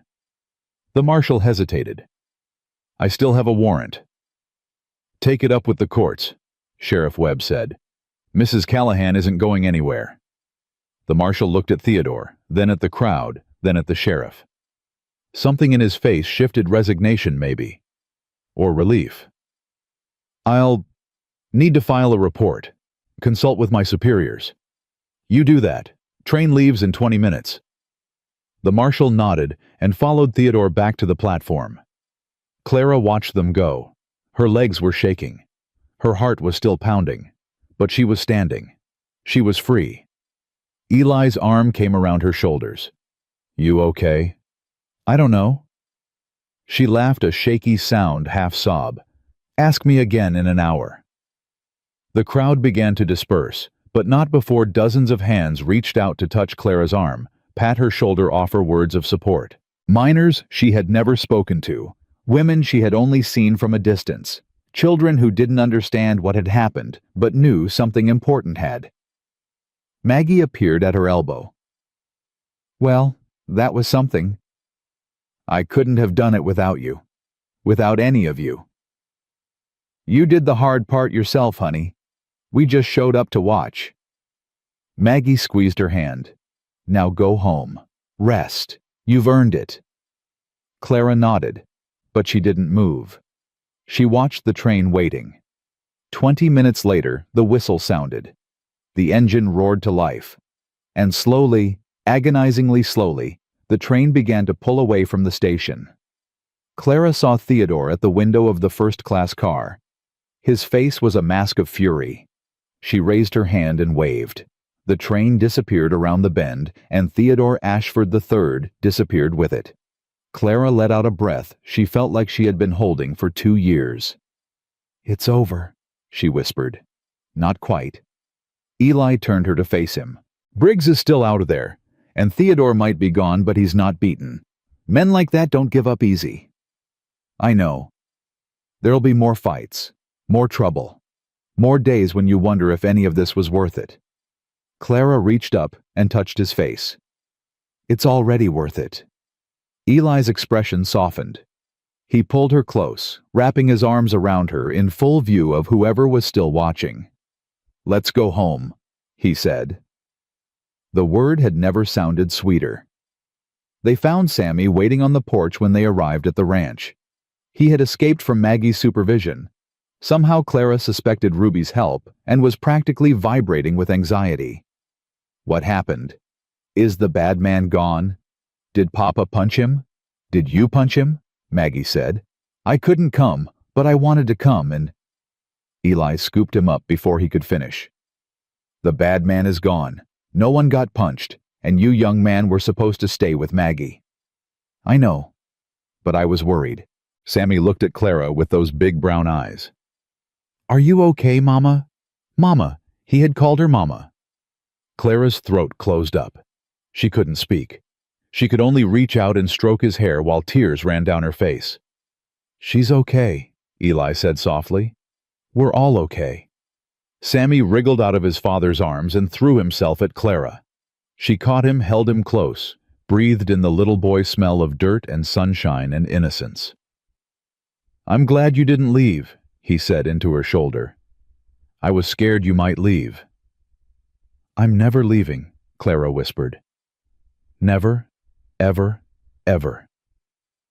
Promise. I promise. Sammy pulled back and grinned. Good. Because I told the other kids at church you were my mama now and they didn't believe me, so I need you to come next Sunday and prove it. Clara laughed through her tears. I'll be there. With Papa. With Papa.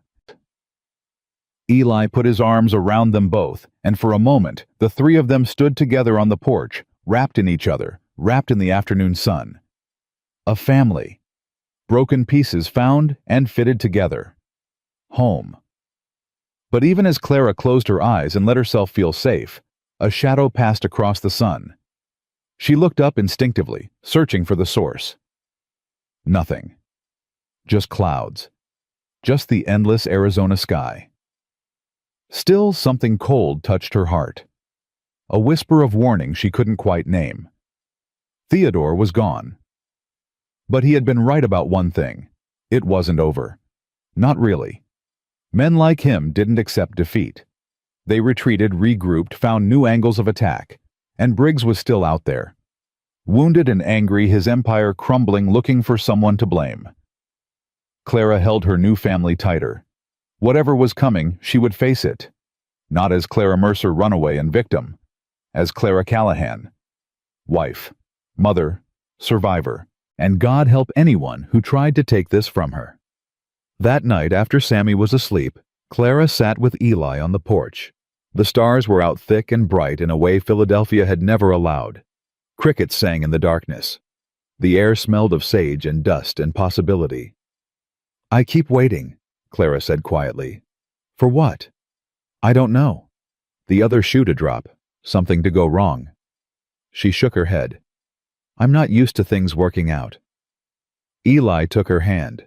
Takes time, learning to trust happiness. Did you, after Mary Beth? He was quiet for a long moment. When he spoke, his voice was rough. No, I didn't. I told myself I'd never feel anything again, that it was easier to be numb. He squeezed her hand. I was wrong. What changed? You showed up on that train platform looking like you were ready to fight the whole world. My son took your hand like he'd known you his whole life, and something inside me just woke up. Clara leaned against his shoulder. I was terrified that day. Couldn't tell. I'm good at hiding. So am I. He pressed a kiss to the top of her head. Maybe we can learn to stop, together. Clara closed her eyes. The warmth of him seeped into her bones. The peace of the night wrapped around them like a blanket. I love you, she said. The words came out before she could think, before she could weigh them or second-guess them. They hung in the darkness, honest and raw. Eli went still. Clara's heart stopped. Too soon, she thought. Too fast. He's not ready. I pushed too hard. Say it again. His voice was rough, broken. I love you. Eli turned, cupped her face in his hands, and kissed her. Not gentle this time, not careful. A kiss that said everything words couldn't, that sealed promises and shattered walls and built something new from the wreckage of two broken hearts. When they parted, his forehead rested against hers. I love you too, he whispered. God help me, I never thought I'd say that to anyone again. But I love you, Clara Callahan. I love you so much it scares me. Clara smiled through fresh tears. Good. Then we're scared together. He laughed, a real laugh, free and easy, the kind she had never heard from him before. Together, he agreed. The stars wheeled overhead. The night deepened. And somewhere far away, plans were being made, and telegrams were being sent, and shadows were gathering. But here on this porch, in this moment, there was only love. And for now, that was enough. 2 weeks passed, like water through fingers. Clara fell into the rhythm of ranch life, waking before dawn, cooking breakfast, tending the garden Mary Beth had planted years ago. The work was harder than anything she had done in Philadelphia, but it was honest work, real work. Work that left her exhausted at night and satisfied in her bones. Sammy followed her everywhere. He helped her gather eggs in the morning, chattering about his dreams about the horses, about what he wanted to be when he grew up. He called her Mama now without hesitation, like he had been doing it all his life. Eli watched them together with something soft in his eyes, something that looked like hope. But the shadow hadn't lifted completely. Briggs was still out there licking his wounds, plotting his next move. And Theodore's final words echoed in Clara's mind during quiet moments. This will never be over. She tried not to think about it, tried to focus on the good things, Eli's hand finding hers across the dinner table, Sammy's laughter ringing through the house the way the sunset painted the desert in shades of gold and rose, but the shadow was always there, waiting. It came on a Tuesday morning 3 weeks after Theodore's departure. Clara was hanging laundry behind the house when she heard the hoofbeats, fast, urgent. She dropped the sheet in her hands and ran around front, her heart already racing. Ruby pulled her horse to a stop in a cloud of dust. Her face was pale, her eyes wild. Clara, you need to come to town. Now. What happened? It's Briggs. Ruby swallowed hard. He's lost his mind. He's got 6 men with him armed to the teeth. They're at the bank threatening to burn it down unless Eli signs over the ranch. Clara's blood went cold. Where's Eli? He rode into town an hour ago for supplies. I think Briggs was waiting for him. Ruby grabbed her arm. Clara, they have him. Briggs has him at gunpoint in the middle of Main Street. Clara didn't think. She ran for the barn, saddled the fastest horse she could find, and rode like the devil himself was chasing her. The trip to town had never felt longer. Every hoofbeat was a prayer. Every breath was Eli's name. Please, please, please. She heard the commotion before she saw it. Shouts, screams, the crack of a gunshot. Clara rounded the corner onto Main Street and pulled her horse to a stop. The scene was chaos. Briggs stood in the middle of the street, a pistol in each hand, his face twisted with madness. Behind him, his men formed a loose circle, guns drawn, keeping the townspeople at bay. And on his knees in the dust, blood trickling from a wound on his temple, was Eli. "There she is." Briggs's voice rang out. "The woman who ruined everything." Clara dismounted slowly, her eyes never leaving Eli's face. He was conscious, alert. His hands were bound behind his back, but his eyes found hers immediately. "Don't," he mouthed. "Run." She ignored him. "Let him go, Briggs." Briggs laughed, a high, unhinged sound that sent chills down her spine. "Let him go." "Oh no, sweetheart. This is justice. This is what happens when people think they can stand against me." He pressed the barrel of his pistol against Eli's head. "I gave you a chance. I gave you both chances. But you had to be heroes. You had to fight back. The sheriff is 20 miles away. Won't be back until tomorrow." Briggs's grin widened.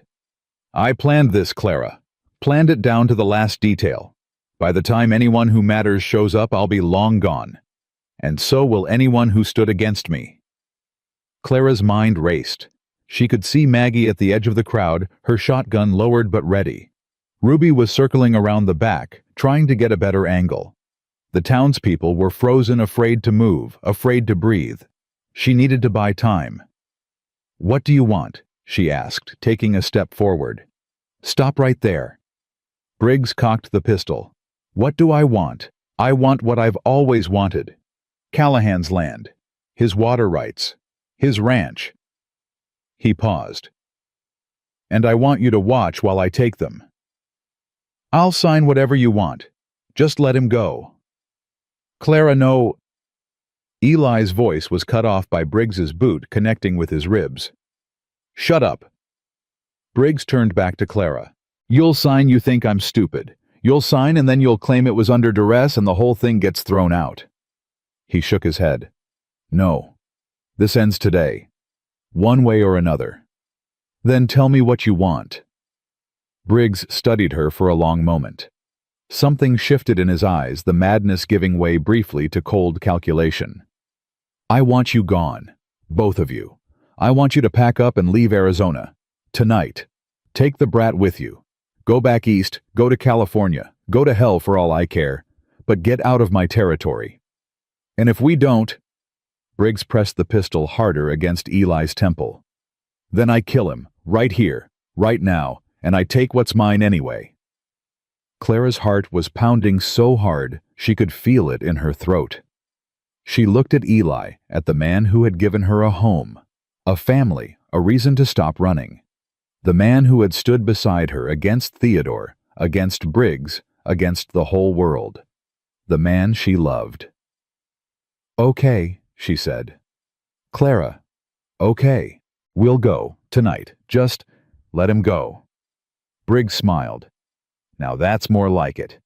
See how easy this could have been if you'd just cooperated from the start." The shot came from nowhere. Briggs staggered, his shoulder exploding in red. The pistol flew from his hand. He screamed a sound of pure rage and pain. Clara's head whipped around.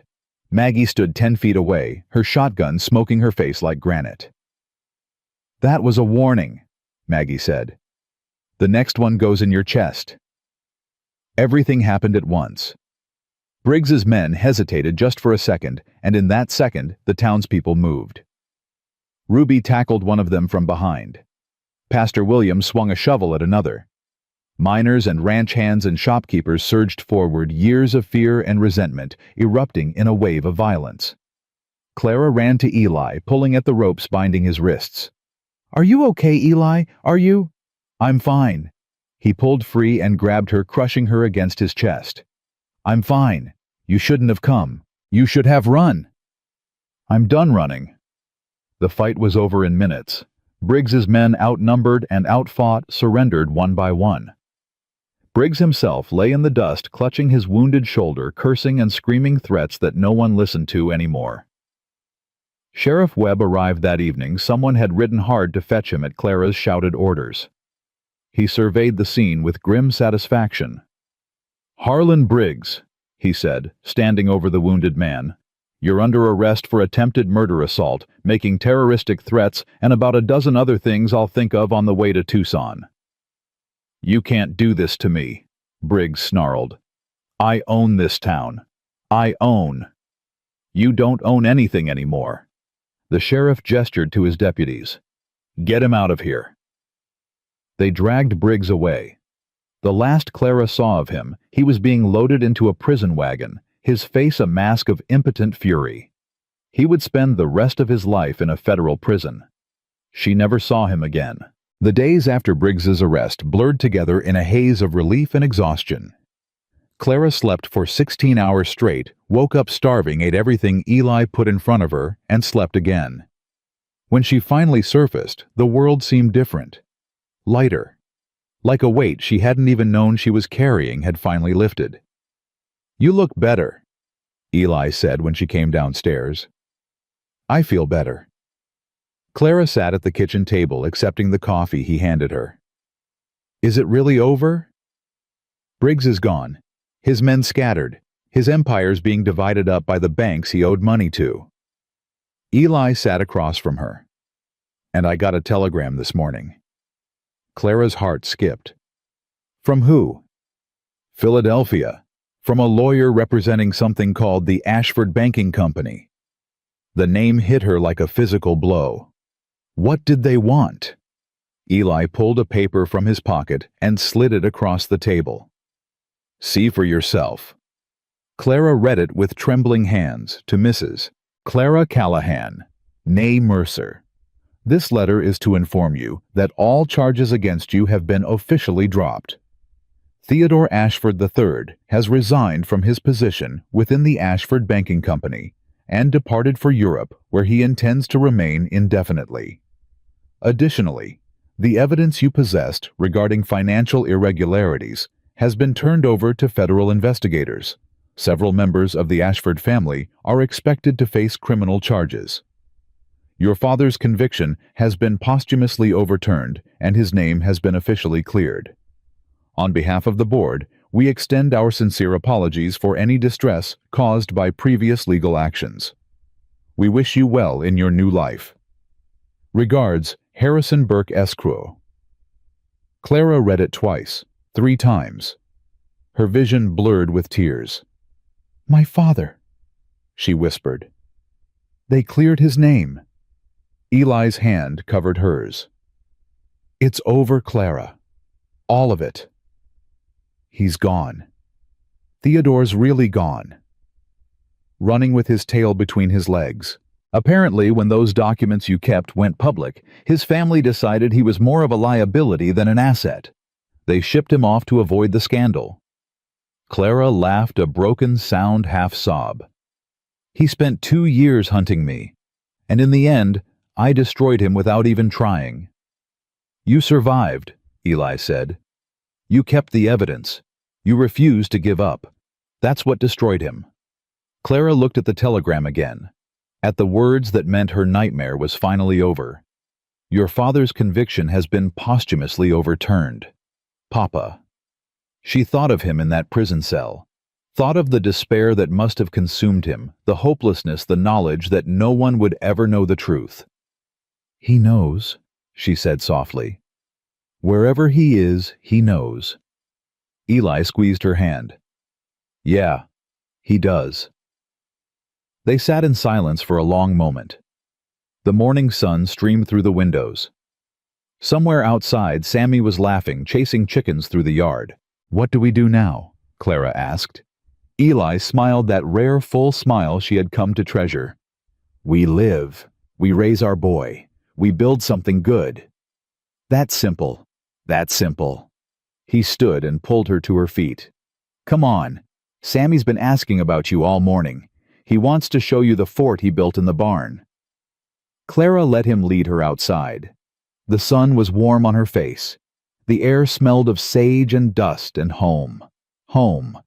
She had never really had one before. Not one that felt like this. not one that wrapped around her and held her safe and whispered that she belonged. But she had one now. A year passed, then 2, then 5. The Callahan Ranch grew. More cattle. More land bought fair and square from sellers who were happy to deal with honest folk. The hay barn that Briggs had burned was rebuilt bigger and stronger than before. Clara started a school in town. Nothing fancy, just a converted storefront with donated desks and books she ordered from back east. But the children came and they learned, and some of them went on to do things that made her proud. Sammy grew tall and strong with his father's quiet strength and his mother's, his real mother's. Clara always made sure to acknowledge gentle heart. He learned to ride and rope and read, became the best student in Clara's school, and never not once forgot that he was the one who had brought his family together. I wrote that letter. He would tell anyone who listened. When I was 5. I wrote it because my papa was sad and I wanted him to smile again. And did it work? People would ask. Sammy would grin, Eli's grin, crooked and warm. Look at him. What do you think? And they would look and they would see a man transformed. A man who laughed easily now. Who held his wife's hand in public without embarrassment.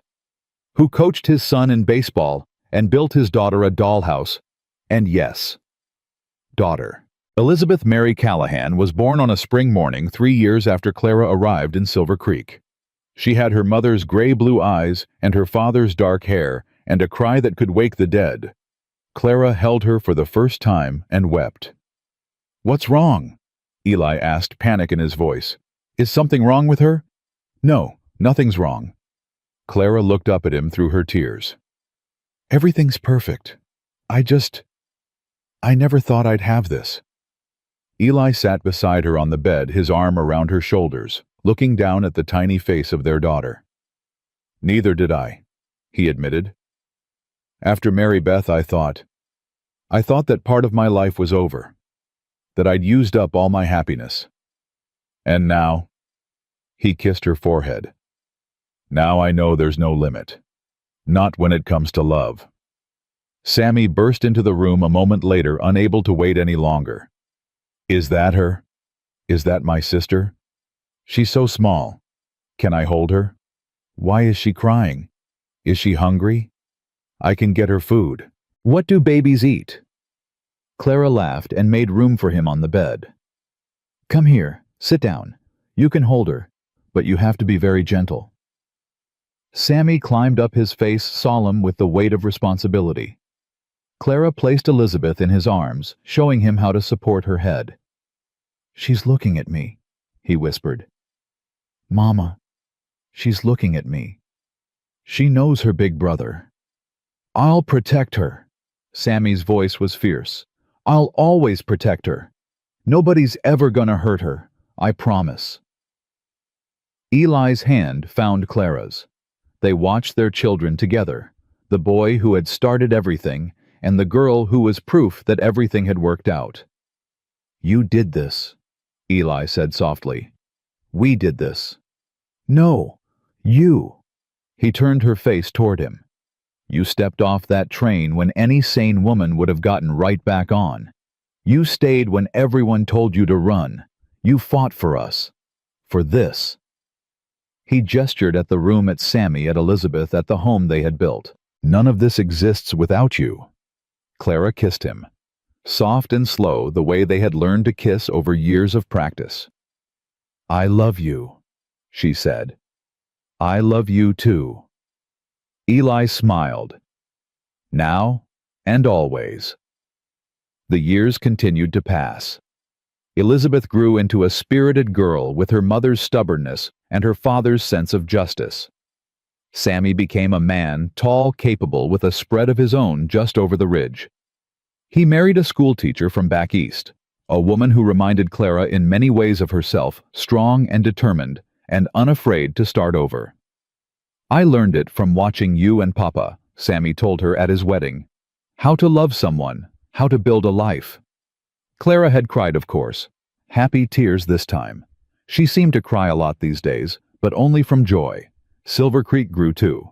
The railroad brought more people, more business, more life. The little town that had once been Briggs's kingdom became something better, a community where people helped each other, where newcomers were welcomed, where second chances weren't just possible, but expected.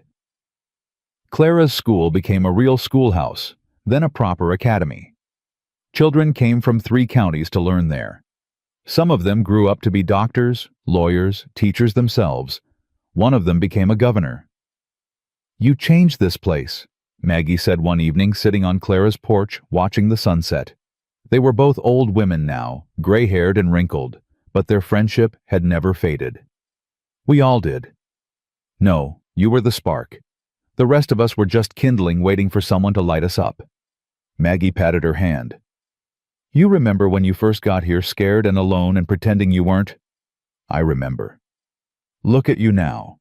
Wife, mother, grandmother, pillar of the community."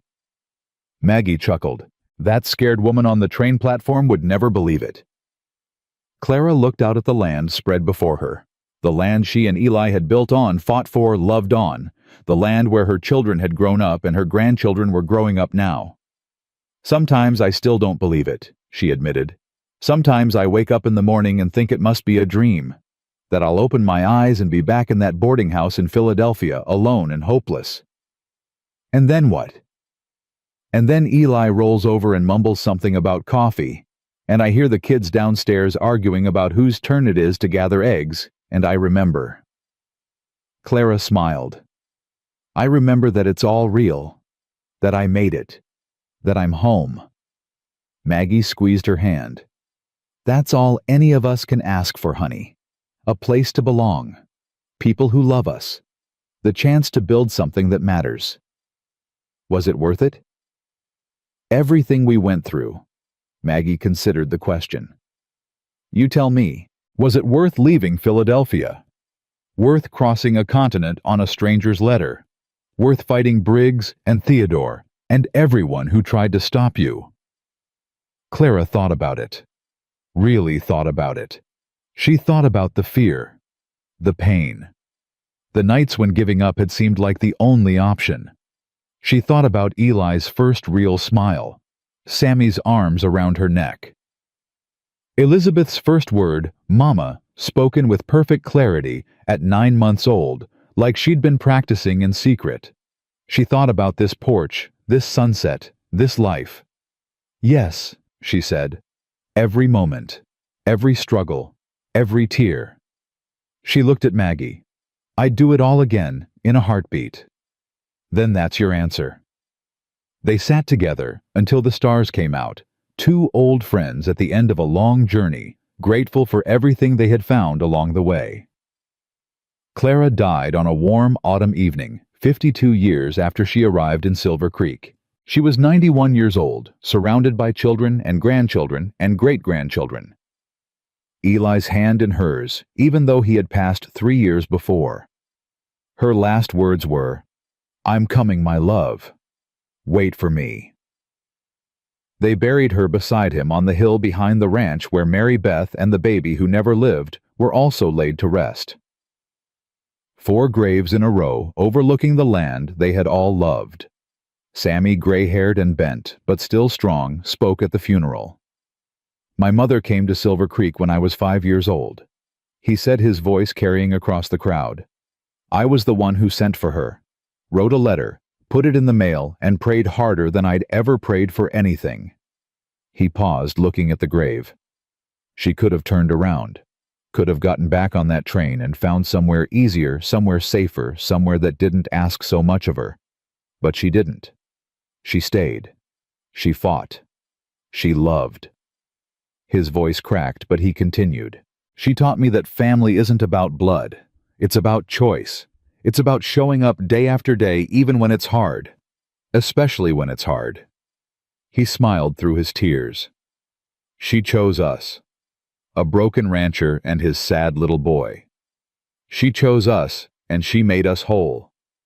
He looked up at the sky, clear and blue and endless. "Thank you, Mama, for everything, for choosing us, for staying, for teaching us what love really means." The wind picked up, rustling through the grass, carrying the scent of sage and wildflowers. And somewhere beyond the horizon, beyond the years, beyond all the struggles and triumphs and quiet moments in between, Clara Josephine Callahan smiled. She had found what she was looking for. She had found home. The grave marker stood for generations, simple and weathered, but never forgotten. The words carved into the stone told the whole story in just a few lines. Clara Josephine Callahan, 1855–1946. She came looking for shelter. She found family. She built home. Beloved wife, mother, grandmother. Her love echoes forever. And below that in smaller letters the words Sammy had insisted on adding. She answered a letter. She changed everything. The Callahan Ranch still stands today. The original house is gone, replaced by something larger and more modern, but the bones are the same. The creek still runs through the property. The hill still holds its graves. The story still gets told. Every year the family gathers. Children who have never met Clara listen to the tale of how their great-great-grandmother arrived on a train one summer day, answering a letter written by a 5-year-old boy who wanted his father to smile again. They learn about courage, about sacrifice, about the power of choosing love when fear would be easier. They learn that home isn't a place, it's a decision, it's a promise. It's a hand reaching out in the darkness and another hand reaching back. Clara knew that. She lived it. She proved it every single day of her long and beautiful life. And her legacy lives on. In the children who carry her blood. In the land that carries her memory. In the simple, powerful truth that she discovered in a dusty Arizona town more than a century ago. Home is not where you come from. Home is where you are chosen. Home is where you choose to stay.